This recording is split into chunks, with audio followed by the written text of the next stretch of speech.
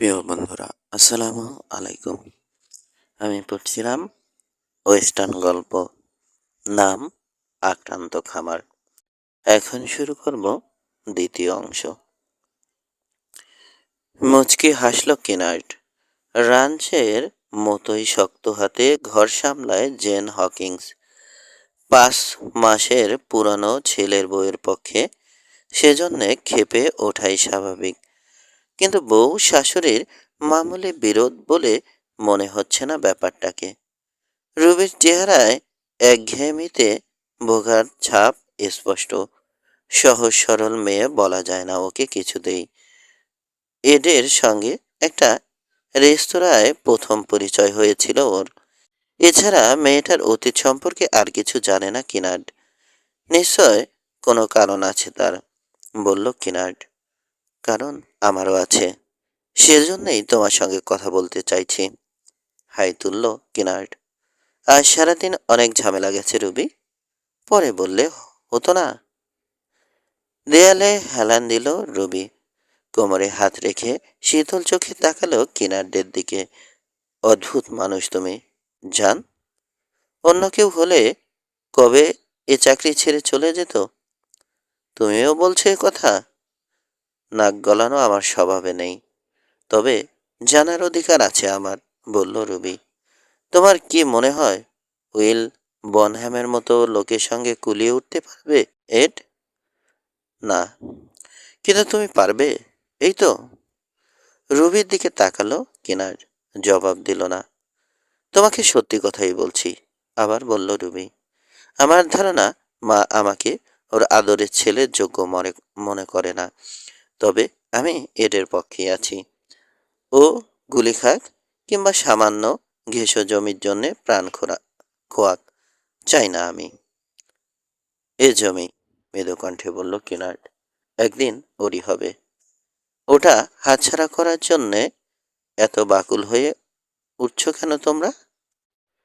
কারণ ওটার কোনো দরকার নেই আমার, প্রায় অনুনয়ের সুরে বলল রুবি। দরকার এদেরও নেই, অন্তত জান দিতে যাবে না ও। বুঝতে পারছো না তুমি? এখনো নতুন করে সব শুরু করার একটা আশা আছে ওর, অথচ তুমি কিনা জোর করে ওকে আরো গভীর আড্ডায় জড়িয়ে ফেলতে চাইছো। মাথা নাড়ল কিনার্ড। ছোটবেলা থেকেই এড হকিংসকে তেমন কষ্ট স্বীকার করতে হয়নি। এখন নিজের দোদুল্যমান স্বভাবের কারণে মায়ের সঙ্গে যেমন সম্পর্ক ছেদ ঘটাতে পারবে না, তেমনি বনহ্যামের মুখোমুখিও হতে পারবে না। এডের উপর জোর খাটাচ্ছে না কেউ, বলল কিনার্ড। নিজের খেয়ালেই চলছে সে। ভুরু কোচকালো রুবি, যেন একমত হতে পারছে না। অবশেষে দৃষ্টি ফিরিয়ে নিল সে। দুলে উঠল তার কাঠজোড়া। একটা প্রতিশ্রুতি দিতে হবে তোমাকে, ফ্র্যাঙ্ক। বিভ্রান্ত কিনার্ড অপেক্ষা করল। অস্বস্তিতে ভুগছে। কাল ওকে দেখে রেখো, কোনো রকম বাড়াবাড়ি করতে দিও না। আচ্ছা রবি, বলে ওকে পাশ কাটিয়ে ব্যাংক হাউজে ঢুকে পড়ল কিনার্ড। বুট খোলার সময় খানিকটা নেতিবাচক সমীহের সঙ্গে রুবির কথা ভাবল। কঠিন মেয়ে সে, জেনে শুনে দুর্বল এক পুরুষকে বিয়ে করেছে। নিজের সম্মান ভুলে লোকটাকে রক্ষা করার অনুরোধ জানিয়েছে ওকে। সাধ্যে কুলালে লড়াইটা ঠিকই এড়িয়ে যেত রুবি। এর জন্য মেয়েটার উদ্বেগ নিখাদ। কিন্তু কেন যেন কিনাটের মনে হচ্ছে তার মনে অজানা আতঙ্ক কাজ করছে। ভয় পেয়েছে রুবি। তন্দালো চোখে গায়ে ব্ল্যাঙ্কেট জড়াতে জড়াতে আরেকটা কথা বোঝার চেষ্টা করলো কিনার্ড। ওকে মিথ্যে না বললেও সত্য প্রকাশ করেনি রুবি। কেন, ভাবলো ও। সূর্য ওঠার ঘণ্টাখানেক আগে ওকে ঠেলে তুলল বাবুর্চি। ঘুম ঘুম চোখেই হাত মুখ ধুয়ে পোশাক পরে নিল কিনার্ড। দুলতে দুলতে কোকশাকে চলে এলো নাস্তা করবে বলে। যথারীতি চুপচাপ জো রস, বান্নি কালিগান আর সল রেবান গম্ভীর চেহারায় মাথা দোলালো ওর উদ্দেশ্যে। অপছন্দের একটা কাজ পড়ে আছে সামনে, এড হকিংস দরজা দিয়ে উকি না দেওয়া পর্যন্ত কফি হাতে বসে থাকলো ওরা। এডের চেহারা এখনো ফুলে আছে, চোখ লাল। বলার আগেই যার যার স্যাডল গান তুলে নিল সবাই। নীরবে লাইন বেঁধে কোরালে এসে ঘোড়া বের করলো। স্যাডলে উঠে সামনে চলে এলো এড। রান্স হাউসের সামনে দিয়ে এগোনোর সময় জানালায় পলকের জন্যে রুবের ফর্সা চেহারা দেখতে পেল কিনার্ড। ইয়ার্ড পেরিয়ে দক্ষিণে এগোলো ওরা। ভোরের আলো ফুটছে এখন পাহাড়ের কাছে। বাতাস নেই, সূর্য উঠল। শিশির ভেজা ঘাস ঝিকমিকে উঠছে আলো পড়ে। একসময় বেসিনের পূবে দূর প্রান্তে গাছে ছাওয়া ঢাল থেকে কক্সকম্বের চিরুনির মতো চূড়াগুলো স্পষ্ট হয়ে উঠল। এখানে ওখানে এঁকে বেঁকে বয়ে যাচ্ছে ক্রিকগুলো। ছায়া ফুরে বেরিয়ে আসছে এখন নিচের উপত্যকাগুলো। কিন্তু গ্রীষ্মের শান্ত সকাল বিমর্ষ করে তুলছে কিনাটকে। মাইলের পর মাইল রেঞ্জ খাঁ করছে। মাত্র 2 বছর আগেও সার্গলছির গরু হাজারে হাজার চড়ে বেরিয়েছে এখানে। এখন সেই পাল্টারই অবশিষ্টাংশ একটা পাহাড়ি পকেটে জড়ো করা হয়েছে।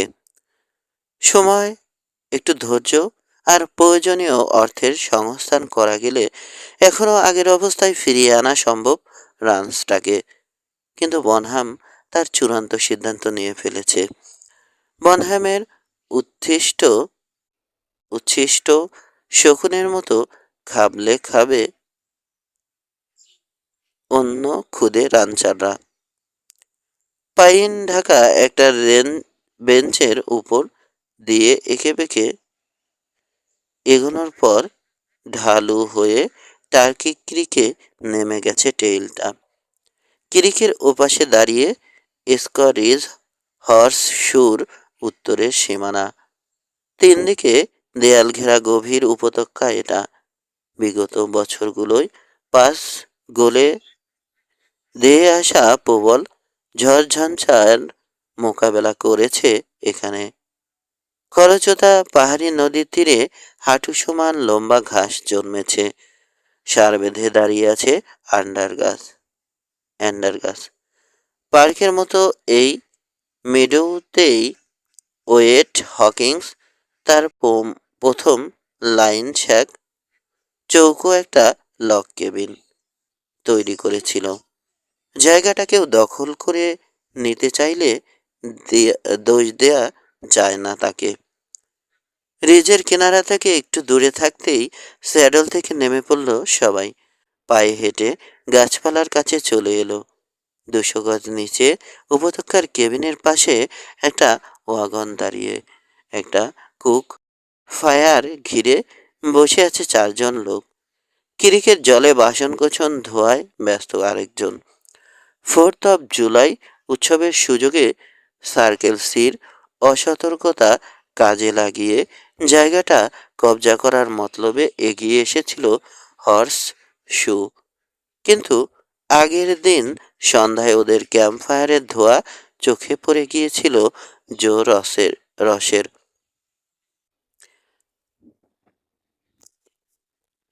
রেকি করে গেছে সে।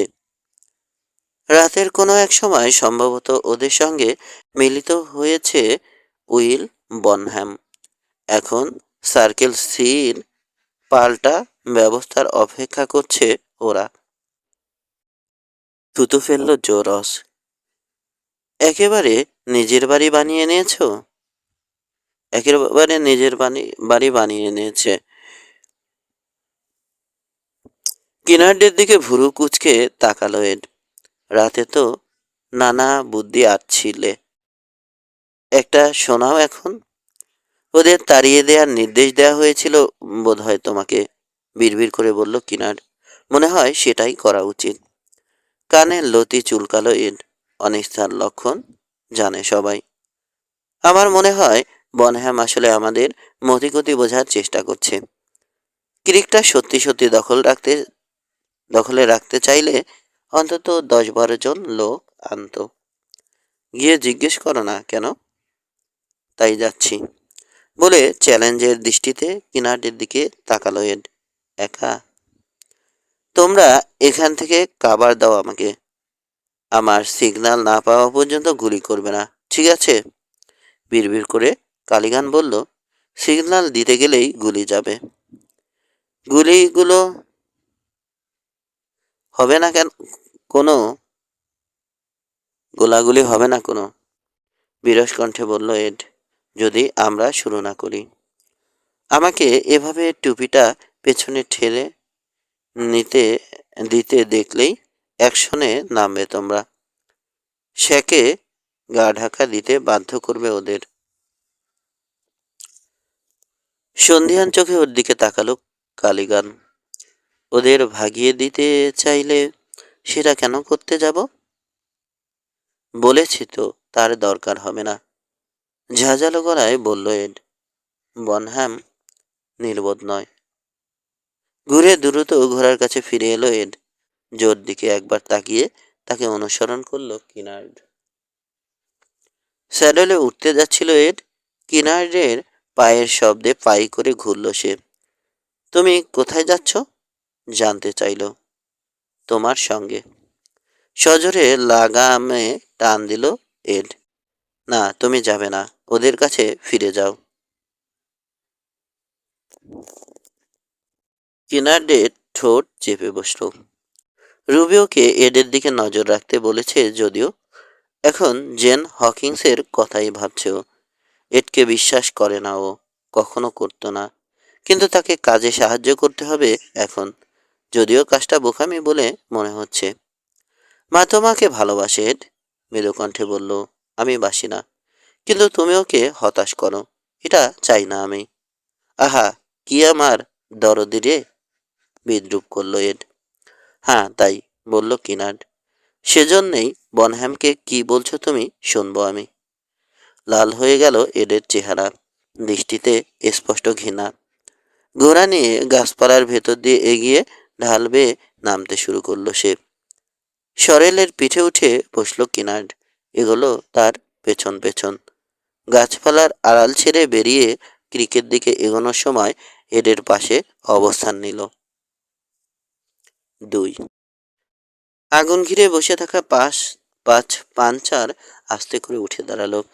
তীক্ষ্ণ দৃষ্টি প্রত্যেকের, সতর্ক। পঞ্চমজন বাবুর্চি নোংরা ময়দার বস্তায় হাত মুছতে মুছতে ক্রিক থেকে তাড়াতাড়ি ফিরে এলো। কিনার সহ ওদের থেকে কয়েক গজ দূরে রাশ টানলো এড। বলল, শুভ সকাল উইল। আন্তরিক ঢঙে মাথা দোলালো উইল বনহ্যাম। গড়পড়তা উচ্চতা তার, তবে সুঠাম গরম।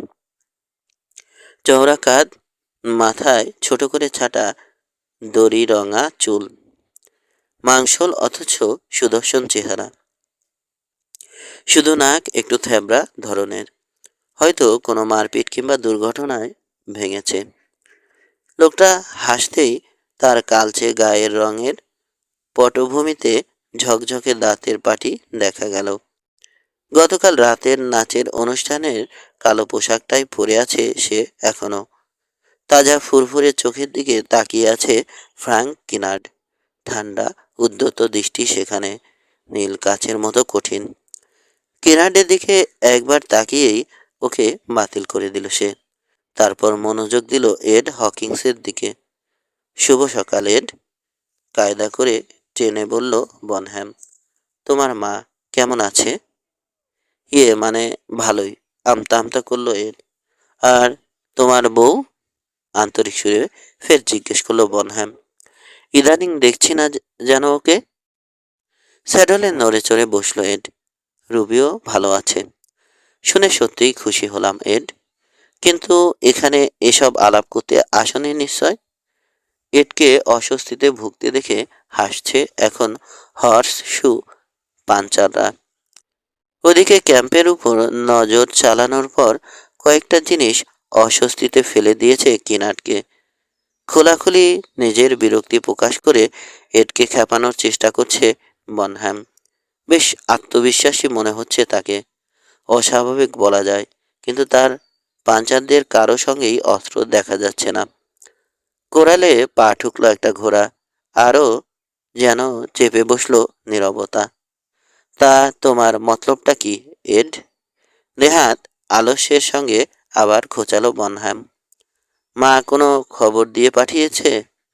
খিকখিক করে হেসে উঠল বাবুচি। এডের লাল হয়ে ওঠা চেহারার দিকে তাকালো কিনার্ড। নিঃশব্দে পিছলে নেমে পড়ল স্যাডল থেকে। কেবিন খালি ওয়াগন হয়ে আবার বনহ্যামের উপর এসে স্থির হলো ওর দৃষ্টি। তলে তলে শীতল ক্রোধে ফুঁসছেও। আগুনের পাশে জোট বেঁধেছে ক্রুরা। এক পা সামনে এগোলো উইল বনহ্যাম। হিসেবি চোখে মাপছে ওকে। দৃষ্টিতে ভয়ের লেশমাত্র নেই। তবে আমি তাকে একটা খবর দিতে চাই, বলল বনহ্যাম। ওকে জানিয়ে দিও কালই এখানে 300 গরু পাঠাচ্ছি আমি। আগামী সপ্তাহে পাঠাবো তার দ্বিগুণ। আড়ষ্ট হয়ে গেল এড। তাহলে লড়াই করতে হবে তোমাকে? যে কোনো সময় এড, সহজ কণ্ঠে বলল বনহ্যাম। যে কোনো সময়। দীর্ঘক্ষণ অনড় বসে রইল এড। একটা হাত টুপির প্রান্ত ছোঁয়ার জন্যে আধা আধি তুলে রেখেছে। হঠাৎ হাত নামিয়ে স্যাডল হর্ন আঁকড়ে ধরল সে। কিনার্ড বুঝতে পারল হার মানতে যাচ্ছে এড। লজ্জিত বোধ করল। বর্তমান সংকট মোকাবেলা করার মতো মনোবল নেই এডের। শুরু থেকেই জানতো কথাটা বনহ্যাম। ফাঁকা গলায় অবশেষে এড বলল, কতটা জমি লাগবে তোমার? আহা, আমি তো লোভী মানুষ নই। কিনার্ডের দিকে মাথা দোলালো বনহ্যাম। অথচ তোমাদের টাপ ফোরম্যান আমার নামে আজে বাজে কথা রটিয়ে বেড়াচ্ছে চারদিকে। এমনকি আমার হবু বউকেও রেহাই দেয়নি। মিথ্যে কথা, এই প্রথম কথা বলল কিনার্ড। তাই? ওর দিকে তাকিয়ে বেপরোয়া অট্টহাসি দিল বনহ্যাম। মিস্টার কিনার্ড, টেক্সাসে আমরা কিন্তু ঘোড়াচড়ের কথায় বিশ্বাস করি না। লম্বা কদমে এগিয়ে গেল কিনার্ড। বনহ্যামের গালে চটাস করে একটা চর বসিয়ে দিল। উবু হয়ে গেল বনহ্যাম। মুখ খিস্তি করছে। এবার তার অন্য গালেও উল্টো হাতের চর মারল কিনার্ড। তারপর তার সাদা শার্টের কলার মুঠি করে ধরে ধাক্কা লাগালো পেছন দিকে। দুহাত আকাশে মেলে দিয়ে পিছিয়ে গেল বনহ্যাম। একটা নুড়ি পাথরে হোঁচট খেয়ে উল্টে পড়ে গেল আগুনের উপর। তাড়াতাড়ি সরে গেল তার পাঞ্চালা। রাগে ব্যথায় চিৎকার ছেড়ে নিমেষে উঠে দাঁড়ালো বনহ্যাম। হাতের ঝাপটায় কোট থেকে ছাই ঝাড়তে ঝাড়তে মাথা নিচু করে তেড়ে এলো বুনো শুয়োরের মতো। ধাক্কা খেয়ে হাত পাক ঘুরল কিনার্ড। ওর কানের পাশে বেমক্কা আঘাত হানলো এবার বনহ্যাম। দুহাতে ওর মুখে ঘুষি হানতে শুরু করলো এবার। পিছিয়ে এলো কিনার্ড। পরক্ষণে ডান হাতে একটা জোরালো ঘুষি বসিয়ে দিল বনহ্যামের চোয়ালে। কিন্তু ওর হাত ধরে ফেলল বনহ্যাম। হিংস্র ভঙ্গিতে আবার তাকে মারল কিনার্ড। আলগা হলো বনহ্যামের হাতের বাঁধন। আচমকা হাঁটু ভেঙে বসে পড়ল লোকটা। নাক দিয়ে দরদর করে রক্ত ঝরছে তার। বনহ্যামের সামনে এসে দাঁড়ালো কিনার্ড। একটা হাত বেঁকে রয়েছে।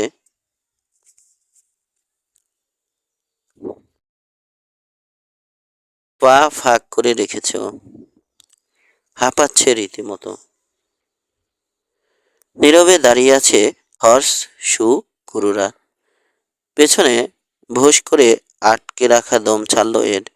মাথা তুলে তাকিয়ে শার্টের হাতায় নাকের রক্ত মুছল বনহ্যাম। কঠিন গলায় কিনার্ড বলে উঠল, আবার বলো, কতগুলো গরু পাঠাচ্ছ জানো এখানে? সহসা ওর বাম পাশ থেকে ভরাট কণ্ঠে কথা বলে উঠল কে যেন। কিনার্ড। রাইফেলের হ্যামারের ক্লিক শব্দ কানে এলো পরক্ষণে। আস্তে করে ঘাড় ফিরিয়ে শব্দের উৎসের দিকে তাকালো কিনার্ড। কেবিনের দরজা জুড়ে দাঁড়িয়ে রয়েছে বিশালদেহী এক লোক। একটা উইনচেস্টার আড়াআড়িভাবে ফেলে রেখেছে হাতের উপর। Horseshoe foreman Elmo Flood. Kinnard বুঝতে পারল ওরা ক্যাম্পে আসার পর থেকেই এডকে কাভার করে রাখছিল লোকটা। সবার অজান্তে ওখানে রোপণ করা হয়েছিল ফ্ল্যাটকে। বনহ্যাম এ কারণেই বাড়াবাড়ি করেছে এতক্ষণ। অস্ত্র ফেলে দাও বলে ঘাড় কাত করে এডের দিকে তাকালো ফ্ল্যাড। তুমিও সানি বয়? কিনার্ডের চেয়ে ঢের লম্বা ফ্ল্যাডের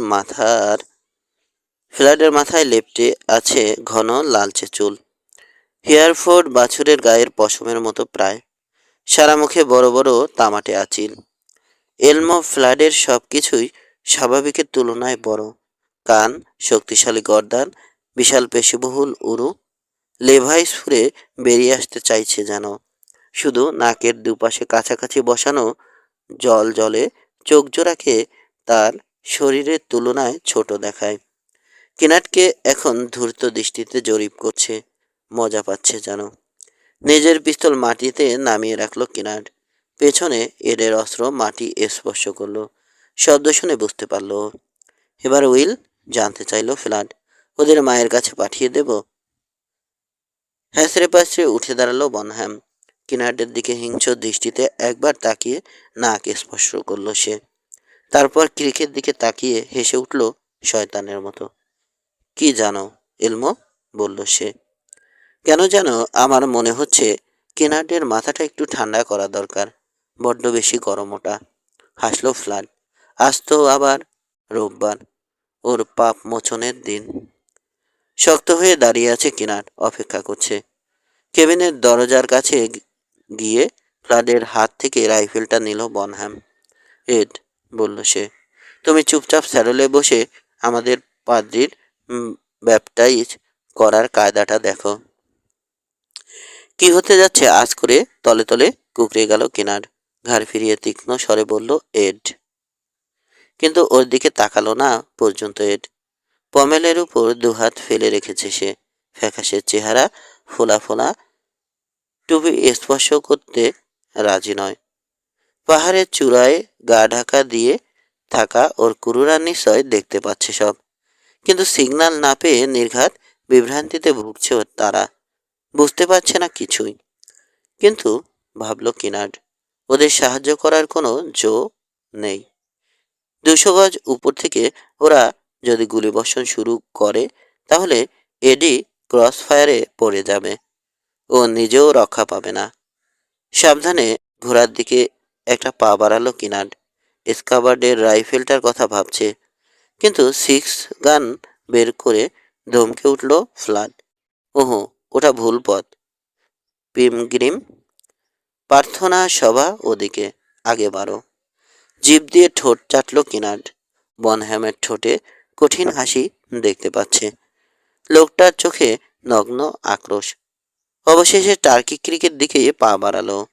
পেছনে প্রায় গায়ের সঙ্গে থাকলো সেটে থাকলো ফ্লাড।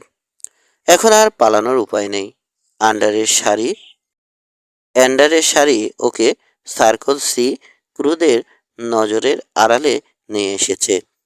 ওরা ক্রিকের তীরের কাছাকাছি আসা মাত্র আচমকা গান ব্যারেল দিয়ে ওর মাথায় হানল ফ্লাড। তীব্র ব্যথায় হাঁটু ভেঙে বসে পড়ল কিনার। অন্ধকার দেখছে চোখে। পায়ের নিচে ফার্নের ঝোপ। সজোরে একটা লাথি হাঁকালো এবার ফ্লাড। দাঁত কপাটি লাগার দশা হলো কিনার্ডের। হাত পা মেলে ক্রিকে পড়ে গেল। ঠান্ডা পানির স্পর্শ লাগতেই ঢোক গেল। কোনো মতে টলতে টলতে হাঁটু সমান গভীর পানিতে সোজা হয়ে দাঁড়ালো। কিন্তু সৌল্লাসে পানি ভেঙে এগিয়ে এলো ফ্লাড। তার এক ঘুষিতে পেছনে বেঁকে গেল কিনার্ড। পরক্ষণে ফের ওর মুখে লাগলো ফ্লাডের আরেকটা প্রচণ্ড আঘাত। হুমড়ি খেয়ে একটা পাথরের উপর পড়ে গেল। শ্বাস নিতে জলের উপর মাথা জাগানোর প্রয়াস পেল কিনার্ড। কিন্তু দুহাতে ওর ঘাড় চেপে ধরেছে ফ্লাড। চেপে রেখেছে পানির নিচে। এঁকে বেঁকে নিজেকে ছাড়াতে চাইল কিনার্ড। ব্যর্থ লাথি চালালো। যখন মনে হলো ফেটে যাচ্ছে ফুসফুস, পানির উপর টেনে তুলল ওকে ফ্লাড। মুখে আঘাত করলো আবার। দ্বিতীয় দফা চুবনি খাওয়ার পর আর হিসাব রাখতে পারল না কিনার্ড। যখনই ওকে পানির উপর তুলছে ফ্লাড, আইটাই করে ফুসফুসে বাতাস টেনে নিচ্ছে কিনার্ড।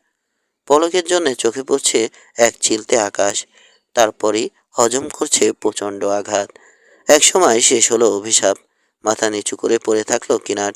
ডুবুডুবু অবস্থা, মাথা ঘাসের উপর, গল গল করে বমি করছে। অবশেষে কে যেন নির্দয়ভাবে ম্যান্ডলে তুলে দিল ওকে। ঘোড়ার পেটের নিচে বেঁধে দিল পাজোড়া। উইল বনহ্যামের কণ্ঠস্বর কানে এলো ওর। মায়ের কাছে নিয়ে যাও ওকে এড, বলল রানচার। বলো একে এক পাপীকে সুপথে এনেছি আমরা। চিন্তিত চেহারায় হকিংস আর কিনাটকে গাছপালার আড়ালে হারিয়ে যেতে দেখল উইল বনহ্যাম। তারপর ঘুরে পাঞ্চারদের মুখোমুখি হলো সে। কিনারদের হাতে তাকে মার খেতে দেখেছে এরা, কিন্তু ওর পরিকল্পনারই অংশ ছিল ব্যাপারটা। লোকটাকে উস্কে দিয়ে তার দৌড় দেখতে চেয়েছে বনহ্যাম। তবে গুরুত্বপূর্ণ ব্যাপার হলো এড হকিংস নিজের ফোরম্যানের পাশে দাঁড়াবে না জানা হয়ে গেছে তার। চুপ করে কিনাটকে মার হজম করতে দিয়েছে সে। একটা আঙুল পর্যন্ত নাড়ায়নি। প্রতিবাদ করা তো দূরের কথা, প্রতিপক্ষের শক্তি, দুর্বলতা আর সামর্থ্য বুঝতে পারবার এই ক্ষমতাটা উইল বনহ্যামের মূল্যবান সম্পদ। এটা জানে সে, এবং এ নিয়ে ওর মাঝে কোনো কপট বিনয় নেই। এই গুণের মাহাত্ম্যেই বলতে গেলে পশ্চিম টেক্সাসের এক পথের ফকির থেকে আজ হর্সশুর মতো রাঞ্চের মালিক হয়েছে সে। অন্যরা যেখানে সুযোগ দেখলেই হামলে পড়ে, উইল বনহ্যাম সেখানে আগে বোঝার চেষ্টা করে কোথায় কী ধরনের সমস্যা বা অসুবিধা হতে পারে। অগ অজ্ঞপশ্চাৎ বিবেচনা করে এবং প্রায়ই প্যাঁচান পথে এগিয়ে যায় লক্ষ্যের দিকে। ওর বাবা ছিল কবিরাজ। ওকে যেমন আদর করত তেমনি কড়া শাসনেও রাখত। মায়ের কথা মনে নেই তার। 15 বছর বয়সে বাবাকে মেরে বেহুশ অবস্থায় ফেলে ঘর ছাড়ে সে। প্রথম লড়াইয়ের ফলাফল যারা দেখেছে তারা আর কখনো পার্সন বনহ্যাম বলে ডাকতে সাহস পায়নি তাকে। কারণ একথা উচ্চারণকারীর বুক .44 বুলেট দিয়ে ফুটো করে দিয়েছিল সে। ছোটবেলার দারিদ্র একটা শিক্ষাই দিয়েছে তাকে, আত্মবিশ্বাস। অন্যান্য কৌশল রপ্ত করেছে পরে, যখন অন্যের ভাড়া কেটেছে, তাও মাত্র একবার। ভোটার হবার পর কেবল নিজের জন্যই খেটেছে সে। 10-12টা ভুয়া কারবার থেকে টাকা কামিয়েছে। যখনই সত্যিকার সম্ভাবনা দেখতে পেয়েছে লুফে নিয়েছে নির্দ্বিধায়। ক্যান্সাসে বিরাট একটা গরুর পাল পৌঁছে দেওয়ার কাজ নিয়েছিল সে। নিজস্ব নিয়ম অনুযায়ী অংশীদারি ভিত্তিতে কাজে নামে সে। যথারীতি দায়িত্ব পালনও করে, কিন্তু লেনদেন চুকে যাবার রাতেই অজ্ঞাত আততায়ীর হাতে প্রাণ হারায় তার পার্টনার। ডস সিটির একটা গলিতে। পাঞ্চারদের পাওনা মিটিয়ে সে রাতেই দক্ষিণের বদলে পশ্চিমের পথ ধরে বনহ্যাম। তার স্যাডল ব্যাগে তখন প্রায় $12,000 নোট ছিল। তারপর আর টেক্সাসে পা রাখেনি সে। ভেজা শার্ট থেকে পানি ঝরাচ্ছে এলমো ফ্লাড। লেডি হকিংসকে চিনতে তোমার ভুল হয়নি, বলল সে। কথাতেই খালি রাজা উজির মারে। মহিলা কঠিন, বলল বনহ্যাম। সেজন্যেই চিন্তা হচ্ছে আমার। এখন এখানে এসে হাউকাউ করার কথা ছিল তার। কাজ ঝাঁকালো ফ্লাড। টার্কি ক্রিকের জন্যে অতটা দরদ নেই বোধহয় তার। ওয়াগনের কাছে গিয়ে তারপুলিন সরিয়ে রসদের স্তূপ থেকে নিজের বন্দুকটা তুলে নিল বনহ্যাম। ওর নির্দেশ অনুযায়ী রসদ তুলে রেখেছে ক্রুরা। সতর্কতামূলক ব্যবস্থা। কারণটা ভিন্ন হলেও এড হকিংসের মতো সেও গোলাগুলি এড়াতে ইচ্ছুক। মা হকিংস এখানে হাজির না হওয়াটা উদ্বিগ্ন করে তুলেছে তাকে। ব্যাপারটা খুবই অস্বাভাবিক। মহিলার আপাতত আত্মসমর্পণের কোনো মানে খুঁজে পাচ্ছে না সে। তোমরা এখানে থাকো, বলল কুরুদের, আমি একটু ঘুরে আসছি। তোমার অনুপস্থিতিতে যদি বুড়ি এসে হাজির হয়, প্রশ্ন করল কুক। টুপি ছুঁয়ে তাকে থ্যাংক ইউ ম্যাম বলে মালপত্র নিয়ে সোজা বাড়ি চলে যাবে। হাসি মুখে ফোরম্যানের দিকে তাকালো বনহ্যাম। চলো এল, একটু ঘুরে এলে কাপড় শুকিয়ে যাবে। বনহ্যামের অস্বস্তিশীল অস্তিত্বশীল মেজাজ মর্জির সঙ্গে পরিচিত ফ্ল্যাট এই দারুণ ফুর্তিতে আছে, আবার পরক্ষণে রাগে আগুন হয়ে উঠতে পারে। কিন্তু তার ঢাক ঢাক গুরু গুরু ভাবটা তাকে বিস্মিত করছে। বিস্ময়সূচক শব্দ করে উড়াল থেকে দুটো ঘোড়া বের করতে গেল ফ্ল্যাট। উপত্যকা বরাবর আগে আগে এগোলো বনহ্যাম। ক্যাম্পের আধ মাইল দূরে আসার পর কিরিক ছেড়ে রিজের গাছে ঢাকা কিনারা বেয়ে উঠতে শুরু করলো ওরা। রিজের রিজের কাছে ঢাল রিজের কাছে ঢাকা রিজের গাছে ঢাকা কিনারা বেয়ে উঠতে শুরু করলো ওরা। রিজের চূড়া থেকে হর্ষুর মূল উপত্যকা চোখে পড়ে, কিন্তু ঢাল বেয়ে না নেমে চূড়া বরাবর ক্ষীণ পশ্চিমে এগুলো বনহ্যাম। পাহাড়ের আরো উঁচুতে উঠে কক্স কম্বের সঙ্গে গিয়ে মিলেছে রিজটা। একবার ঘড়ির দিকে তাকিয়ে চলার গতি বাড়িয়ে দিল। একটা ক্রিকের কাছে এসে পৌঁছালো। ঘোড়াগুলোকে বিশ্রামের সুযোগ দিল ওরা। তোমার কাজ কারবার বুঝতে পারছি না, বলল ফ্ল্যাট। সময় হলেই বুঝবে এল, সময় হলেই বুঝবে। ধৈর্যর প্রায় অনুযোগের সুরে বলল ফ্ল্যাট। তুমি কখনোই কিছু বলো না। বুড়ো আঙুল দিয়ে টুপিটা ঠেলে সরালো বনহ্যাম। কিনাটকে চেনো তুমি? নিরীহ গুবেচারা নয় সে। আর মা হকিংস বুনো বেড়ালির মতোই লড়বে সে। সুতরাং নিজের মনকে চোখ ঠের না চোখ ঠেরো না। তাহলে আমরা ওখান থেকে চলে এলাম কেন? কারণ, বলল বনহ্যাম, আমি মহিলার সঙ্গে মুখোমুখি লড়তে অনিচ্ছুক। আছর লাগতে পারে। বিড়ালের চামড়া ছাড়ানোর আগে নখ কেটে নেওয়া দরকার। চুপ করে গেল ফ্ল্যাট, বিভ্রান্ত। গাছপালার দিকে এগিয়ে চলল ওরা। কথা বাড়ালো না বনহ্যাম। যে কোনো সময় ইচ্ছা করলেই সার্কেল সির যে কোনো অংশ দখল করে নিতে পারে সে। এ নিয়ে তিলমাত্র সন্দেহ নেই তার মনে। বছর চারেক আগে দর কষাকষি করে গরুর মন্দা বাজারে হর্ষুর আগের মালিককে স্বল্পমেয়াদী ঋণের ফাঁদে ফেলে ঘরছাড়া করেছিল তাকে। এখন সেই রাঞ্চটার বৈধ মালিক, কারণ তার কুরুরা আশেপাশের জমিতে হোম স্ট্রিট ফাইল করার পর দখল বুঝিয়ে দিয়েছে তাকে।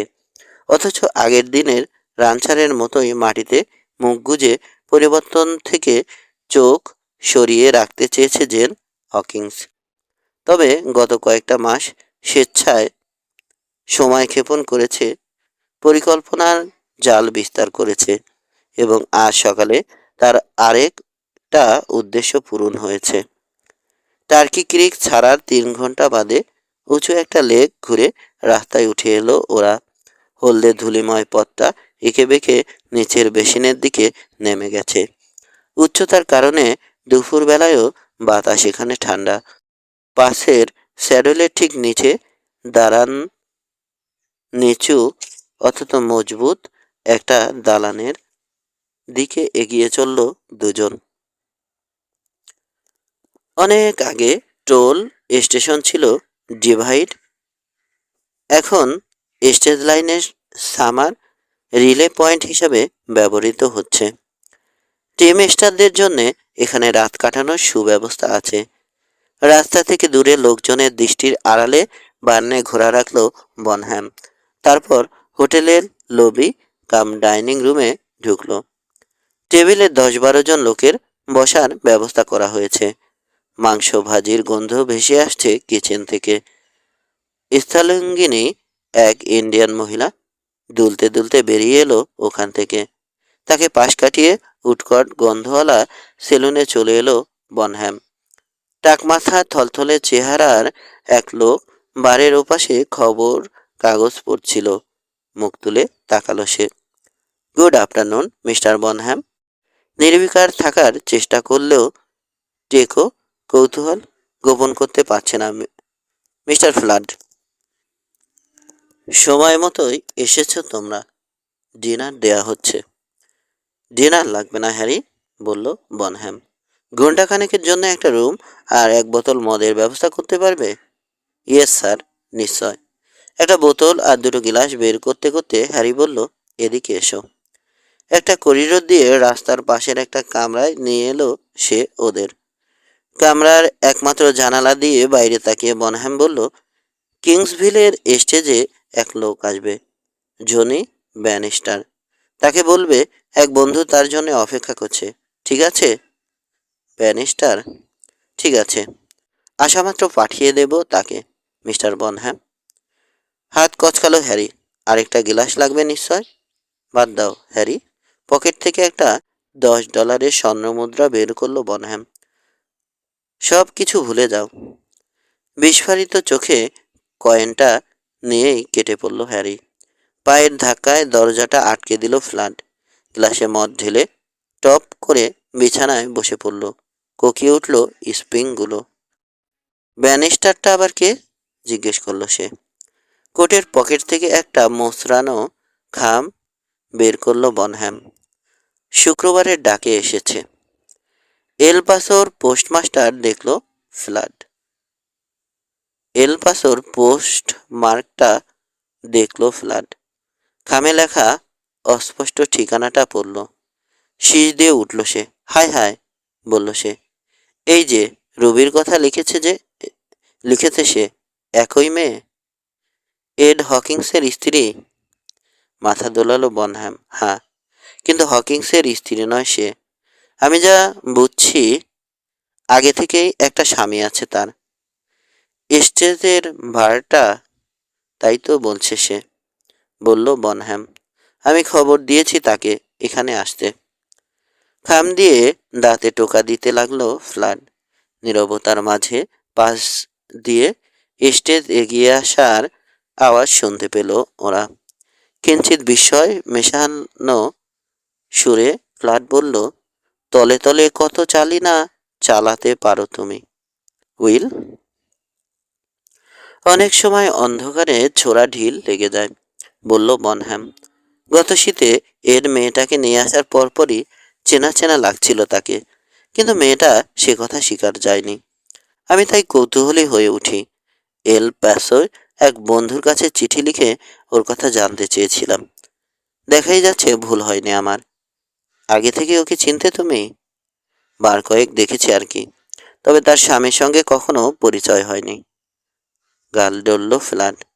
মা হকিংসের কি অবস্থা এসব জানে সে? কিভাবে জানবে? হেসে উঠল বনহ্যাম। বাজি ধরে বলতে পারি, এমনকি এরও জানে না কথাটা। অন্যের বউ পটিয়ে আনার মুরদ নেই ওর। রাস্তা থেকে স্টেজের চাকার শব্দ ভেসে এলো। জানালার দিকে তাকালো বনহ্যাম। ধুলো উড়িয়ে পুরনো কটন কটটা ব্রেক কষছে দেখল। অসলারের হাতে লাগাম ছুঁড়ে দিল বাক। ফেস্টেস লাফ দিয়ে নামল সে আসন থেকে। আড়ষ্ট পায়ে নামতে শুরু করলো যাত্রীরা। আড়মোড়া ভেঙে ক্লান্তি তাড়ানোর চেষ্টা করছে। সবশেষে যাত্রীটি সহযোগীদের দিকে একবারও না তাকিয়ে দ্রুত বারে চলে এলো। মিনিট খানেক বাদেই টোকা পড়ল রুমের দরজায়। কবাট খুলল বনহ্যাম। ব্যানিস্টার? জানতে চাইল সে। হলওয়েতে দাঁড়ানো লোকটা মাথা দোলালো। তার ময়লা শার্টের কলারের কাছে ফেসে গেছে। মাথার তেল চটচটে ফ্ল্যাট ক্রাউন্ড টুপিটা ঘামে ভেজা। চুপসানো চোয়াল তার, কিন্তু তার ম্লান চোখে জ্যান্ত চাঞ্চল্য। টান টান শরীরে দাঁড়িয়ে জরিপ করল সে বনহ্যামকে। তারপর ফ্যাসফ্যাসে মেয়েলি কণ্ঠে বলল, তুমি তো আমার বন্ধু নও মিস্টার। আমার নাম উইল বনহ্যাম। তুমি মনুমেন্টে পৌঁছার আগেই কথা সেরে নেয়ার দরকার মনে করেছি আমি। লম্বা সময় নিয়ে নিকোটিনের দাগলা আঙুলে সিগারেট রোল করল ব্যানিস্টার। দরজার চৌকাঠে ঘষে দেশলাই জ্বালালো সে। তুমিই তবে বনহ্যাম? জিজ্ঞেস করলো সে। তোমার নাম শুনেছি আমি। ওদিকে এখনো 2-4 জন বন্ধু আছে আমার। সেটা শোনার কথা বলছি না, বলল ব্যানিস্টার। ম্লান হাসল বনহ্যাম। ইশারায় ভেতরে ঢুকতে বলল ব্যানিস্টারকে। জনি ব্যানিস্টারের অজানা দিকগুলো এক নজরেই বুঝে ফেলেছে সে। তার পুরো অতীত যেন চেহারা আর পোশাকে ফুটে আছে। আর 10 জন তুচ্ছ পুরুষের মতো সেও অন্যদের চ্যালেঞ্জ করে, খুঁচিয়ে এক ধরনের খ্যাতি অর্জন করেছে। জীবনের বেশিরভাগ সময় ব্যয় করতে হয়েছে তাকে খ্যাতিটাকে বাঁচিয়ে রাখার জন্যে, এবং একসময় নিজের অজান্তেই রূপকথায় বিশ্বাস করতে শুরু করেছে। মোট কথা, সিদ্ধান্তে পৌঁছালো বনহ্যাম। ব্যানিস্টারকেই প্রয়োজন তার, কারণ লোকটা সস্তা, প্রতিহিংসা পরায়ণ এবং নির্বোধ। ড্রিঙ্ক নাও ব্যানিস্টার। হ্যারির হুইস্কিটা তার খাবারের চেয়ে ভালো। বোতলের দিকে একবার তাকিয়ে ফ্লাডের দিকে নজর ফেরালো ব্যানিস্টার। তারপর কামরার একমাত্র চেয়ারে বসে পড়ল সে। ওয়াশ স্ট্যান্ডে একটা পা তুলে দিয়ে বলল, কোথায় সে? কে? রুবি? তার কথায় পরে আসছি, আগে বলো তার বৈধ স্বামীকে। পকেট থেকে একটা দোমড়ানো কাগজ বের করলো ব্যানিস্টার। সামনে ঝুঁকে ম্যারেজ লাইসেন্স লেখা নাম ম্যারেজ লাইসেন্সে লেখা নাম আর তারিখ পড়ল বনহ্যাম। ফ্ল্যাটের হাতে চালান করলো ওটা। দেখো এল, সইটই সবই আছে, বলল সে। আমাদের রুবি। লাইসেন্সটার দিকে তাকিয়ে থাকলো ফ্ল্যাট। ব্যানিস্টার আবার জিজ্ঞেস করলো, কোথায় সে বনহ্যাম? 500 মাইল ছুটে এসেছি আমি ওকে ধরার জন্যে। তাকে? নাকি সে যার সঙ্গে পালিয়ে এসেছে সেই লোকটাকে? লোকটাকেও, মৃদু কণ্ঠে বলল ব্যানিস্টার। ব্যাপারটা খুলে বলো তো, কি করে ঘটলো? জানতেই হবে। জানতেই হবে? তোমাকে এখানে আসার ভাড়া আমিই দিয়েছি, মনে করিয়ে দিল বনহ্যাম। মুখ পাকালো ব্যানিস্টার। পুরুষ দেখলে হারামজাদির আর মাথা ঠিক থাকে না।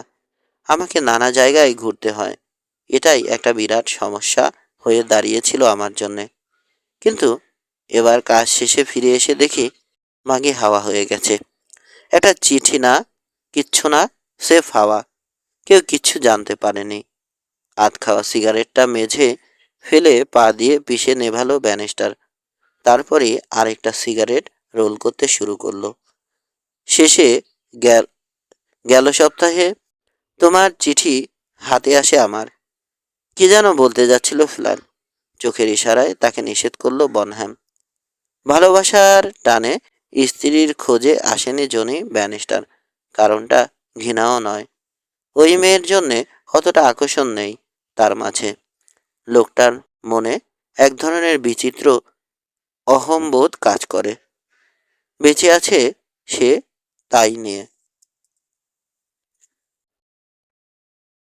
এখানে সাহায্যের প্রয়োজন হবে তোমার, বলল বনহ্যাম। সন্দিহান হয়ে উঠল এবার ব্যানিস্টারের দৃষ্টি। রুবির প্রতি তোমার এত আগ্রহের কারণ কি? আগ্রহ নেই, আমি লোকটাকে চাই। সেজন্যই আমরা মিলেমিশে কাজ করব। অচেনা লোকের সঙ্গে কাজ করতে না ও চাইতে পারি আমি। টাকা তো চেনো তুমি, তাই না? বলল বনহ্যাম। ফ্ল্যাট গিয়ে জানালা আটকে দাঁড়ালো। শেল বেল্টে বুড়ো আঙুল গুজে দরজায় ঠেস দিল বনহ্যাম। চোখে চাপা আতঙ্ক নিয়ে পালা করে দুজনকে দেখলো ব্যানিস্টার। ডাইনিং রুমের বাসন কোসনের ঝনঝনানি ছাপিয়ে মৃদু গুঞ্জন শোনা গেল। কি করতে হবে? বিড়বিড় করে জানতে চাইল ব্যানিস্টার। আমি যা বলবো তা অক্ষরে অক্ষরে। হয় মেনে নাও, নইলে পরের স্টেজে চেপে কেটে পড়ো। আধ ঘন্টার মধ্যেই পৌঁছে যাবে ওটা। লাল হয়ে উঠল ব্যানিস্টারের চেহারা। কত টাকা? ধরো ফিরতি টিকিটের 4 গুণ। দাঁত বের করে হাসল মনহ্যাম। তোমার দাম তো এর অর্ধেকও না। $500? জিভে ঠোঁট ভিজিয়ে আস্তে আস্তে বলল ব্যানিস্টার। আমি রাজি। ভালো। ফ্ল্যাটের দিকে তাকিয়ে চোখ টিপল বনহ্যাম। মদের বোতল কাত করল। লোন স্টার এস্টেটের উদ্দেশ্যে, বয়েজ। তাগড়া গরু, সুন্দরী মেয়ে আর এক গাদা কুত্তার বাচ্চার দেশ। রাগী চেহারায় ওর দিকে তাকিয়ে ব্যানিস্টার বলল, কিন্তু তুমি তো এখনো লোকটার নামই বলনি। কি করতে হবে আগে শোনো, বলল বনহ্যাম। মনুমেন্টে গিয়ে পাইওনিয়ার হোটেলের একটা কামরায় গা ঢাকা দিয়ে থাকবে। এ মুহূর্ত থেকে তোমার নাম মিস্টার জোন্স। আমি যোগাযোগ না করা পর্যন্ত বাইরে চেহারা দেখাবে না। কতদিন? কাজ ঝাঁকালো বনহ্যাম। কালো হতে পারে, আবার পুরো সপ্তাহ ও ঘুরে যেতে পারে। বলা যাচ্ছে না, অনিশ্চিত। আমি বেশি দেরি করতে পারবো না। বাইরে স্টেজের সঙ্গে নতুন ঘোড়া জুড়েছে অসলার। বার থেকে বেরিয়ে গলা চড়িয়ে যাত্রীদের ডাকছে বাক ফেন ট্রেস। চেয়ার ছেড়ে উঠে প্যান্ট টেনে তুলল ব্যানিস্টার। 1 সপ্তাহ, বলল সে। এর বেশি অপেক্ষা করতে পারবো না আমি। জনি ব্যানিস্টারের বউকে নিয়ে নখরামো করে পার পাবে না কেউ। খানিকটা আড়ষ্ট পায়ে কামরা থেকে বেরিয়ে গেল সে। জানালা দিয়ে তাকে স্টেজে চাপতে দেখল বনহ্যাম। ধুলোর মেঘ উড়িয়ে বেসিনের পথে এগোতে শুরু করলো স্টেজটা। যাচ্ছে আমাদের ব্লু চিপ, এল, বলল বনহ্যাম। নচ্ছরটাকে বিশ্বাস করো? জানতে চাইল ফ্ল্যাট। ফোরম্যানের দিকে ফিরল বনহ্যাম। মা হকিংসের আতে ঘা দিতে যাচ্ছে নচ্ছরটা, শুকনো কণ্ঠে বলল সে। তার কাজ শেষ হলেই আগে বাড়বো আমরা। শুধু টার্কি ক্রিক নয়, পুরো রেঞ্জটা চলে আসবে আমাদের হাতের মুঠোয়।